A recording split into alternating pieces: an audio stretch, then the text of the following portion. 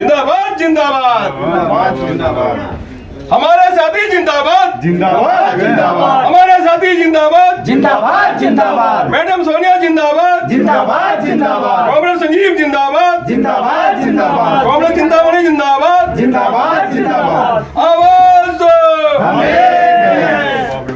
साथी जिंदाबाद जिंदाबाद जिंदाबाद हमारे युवा साथी जिंदाबाद जिंदाबाद जिंदाबाद आवाज दो आवाज दो आवाज दो युवा रेव्यू जिंदाबाद जिंदाबाद जिंदाबाद युवा रेव्यू जिंदाबाद जिंदाबाद जिंदाबाद युवा रेव्यू जिंदाबाद जिंदाबाद जिंदाबाद हमारे साथी जिंदाबाद जिंदाबाद जिंदाबाद जिंदाबाद जिंदाबाद मैडम सोनिया जिंदाबाद जिंदाबाद जिंदाबाद कॉमरेड चिंतामणि जिंदाबाद जिंदाबाद जिंदाबाद कॉमरेड अरबाब पचौड़ी जिंदाबाद जिंदाबाद जिंदाबाद कॉमरेड अरबाब पचौड़ी जिंदाबाद जिंदाबाद जिंदाबाद हमारे एक एक साथी जिंदाबाद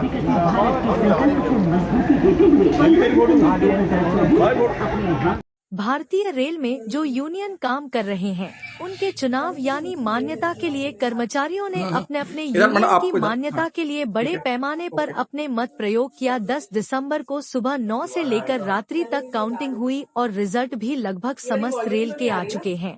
इस चुनाव में 2 बड़ी union NFIR, उर्मू, AIRF, NRMU northern zone के अंदर एक और यूनियन उर्कू ने भी किस्मत आजमाने की कोशिश की। पूरी रेलवे मजदूर यूनियन ने दिल्ली डिवीजन को ऐतिहासिक जीत दी। एक नारा भी दिया था, चुनो उनको जो सुने आपको, चंदा काम काम ज्यादा। इसलिए मोहर लगाओ इंजन पर और फिर से जीतो, फिर से जीतो, फिर से जीतो। जीत का जश्न दिल्ली के सभी ऑफिस में अपने अपने तरीके से मनाया। इस मौके पर URMU व NFIR केंद्रीय अध्यक्ष महिला सोनिया शर्मा एवं साथियों के साथ शामिल ध्रुव रावत, नीरज राम, गौरव पटवाल, अनिल शर्मा, अनुपम पंचोली और संजीव कुमार के साथ केबिन में जाकर ऑफिस में जाकर समस्त वोटरों का आभार प्रकट किया और काम करने का वादा किया। नेशन न्यूज की रिपोर्ट।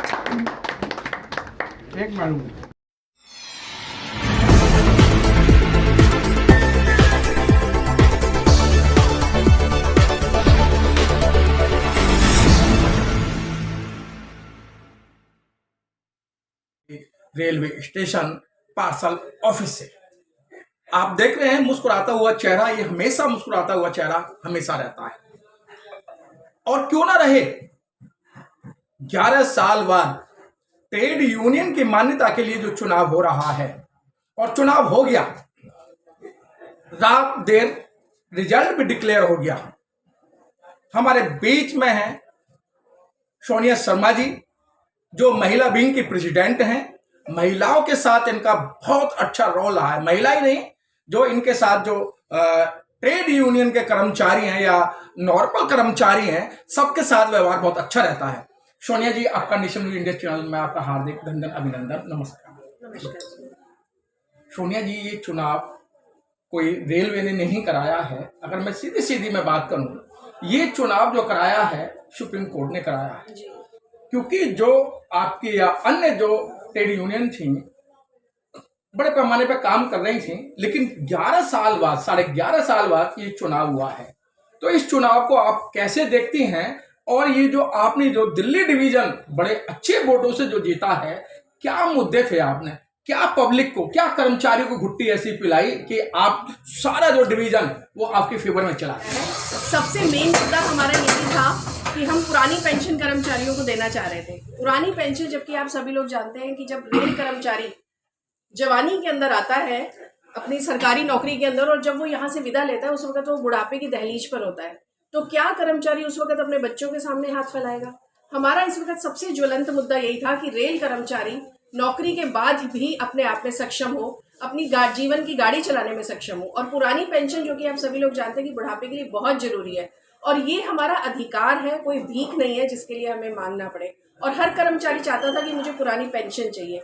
इन्हीं मुद्दों के ऊपर कर्मचारी ने जो है उत्तरी रेलवे मजदूर यूनियन को वोट दी, और इतनी भारी मतों के साथ हम पूरे दिल्ली डिवीजन के अंदर नंबर 1 के रूप में उभर कर आए हैं।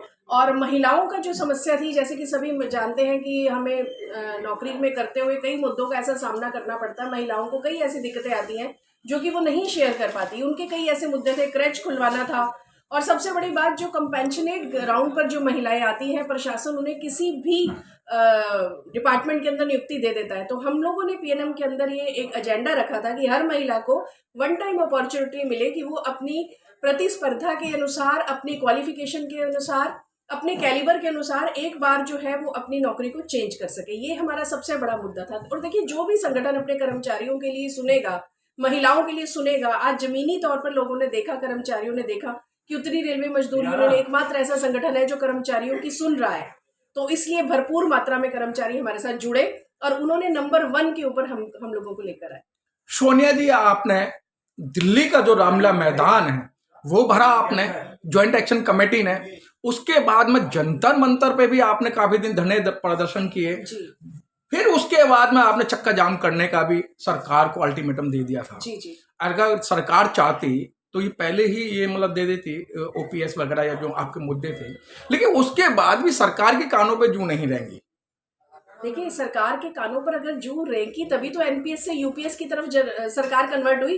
अदरवाइज सबसे पहले तो उन्होंने एनपीएस का ही मुद्दा दिया हुआ था। जो 2004 के अंदर हमारे कर्मचारी, जो नए बच्चे जो भर्ती होके आए थे, उनको जो है एनपीएस दिया गया, जिसको कि नो पेंशन स्कीम कहते हैं। हमारी भूख हड़ताल, हमारे धरने का ये आलम रहा कि सरकार को उसको यूपीएस में कन्वर्ट करना पड़ा। हमारे महामंत्री श्री बीसी शर्मा जी को कैबिनेट में बुलाया गया, प्रधानमंत्री जी ने खुद उनके साथ बात करी। उसके बाद जो है उन लोगों को लगा कि वाकई में जो एनपीएस है वो सरकारी कर्मचारियों के लिए एक जहर है।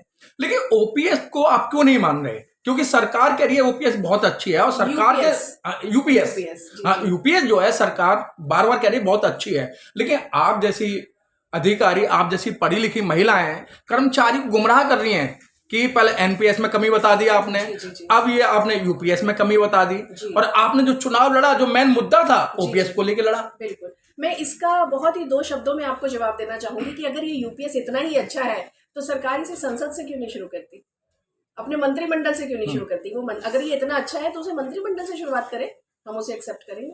लेकिन मैडम, ये जो ओपीएस है ये तो पहले से चली आ रही है, तो फिर सरकार ने बंद क्यों किया? लेकिन अब मैडम समय समय पर आकर जिस तरीके से अब सरकार जो है, सरकार के पास पैसा नहीं है, सरकार जो पैसा लगा रही कहीं अन्य जगह लगा रही है। लेकिन आपको तो समझाने की जो बात कही गई थी, आपको कहा गया था कि भाई अगर हम आपको पेंशन देते हैं या ओपीएस देते हैं तो सरकार दिवालिया घोषित हो जाएगी, सरकार के पास पैसा नहीं है।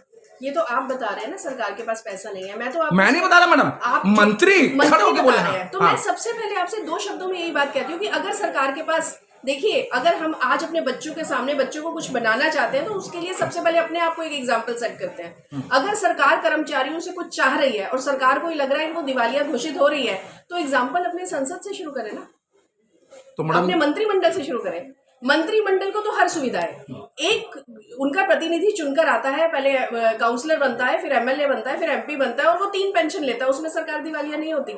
लेकिन कर्मचारी को उसकी मेहनत का पैसा देने में सरकार दिवालिया हो रही है। तो मैडम, वो जो मैडम जो सांसद हैं या विधायक हैं, उनका तो एक पब्लिक दायरा होता है, सामाजिक दायरा होता है, उन्हें चाय भी पिलानी होती है पब्लिक को। अगर कोई किसी वोटर को या किसी अपने क्षेत्र के कर्मचारी को चाय नहीं पिलाएगा तो उसे वोट नहीं मिलेगा।